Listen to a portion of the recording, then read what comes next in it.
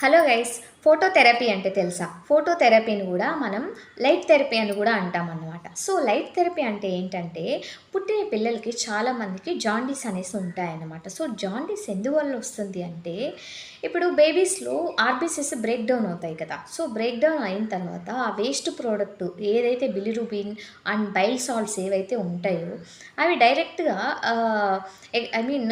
బయట వచ్చేయలేవన్నమాట. సో పిల్లలకి అలా ఇబ్బంది ఉంటుంది. సో అలాంటప్పుడు ఏమవుతారంటే, డాక్టర్స్ మెయిన్‌గా ఇట్లాగా ఒక బ్లూ లైట్ పిల్లలకి పెడతారనమాట. లైక్ 24 అవర్స్ కానీ, 48 అవర్స్ కానీ ఇలా అయితే పెడతారనమాట. సో ఈ blue light keep on babies మీద పడడం వల్ల ఏమవుతుందంటే, ఆ స్కిన్‌లో ఉన్న బిలిరుబిన్ అంతా ఎక్స్‌పెల్ అయిపోతుందనమాట. సో ఎక్స్‌పెల్ అయిపోవడము అండ్ వన్ మోర్ థింగ్, ఈ లైట్ థెరపీ జాండీస్‌కే కాకుండా చిన్న పిల్లలకి అమ్మ కడుపులో ఉండి బయటొచ్చిన తర్వాత ఏమవుతుందంటే, ఎన్విరాన్మెంట్‌కి అడ్జస్ట్ కాలేరనమాట.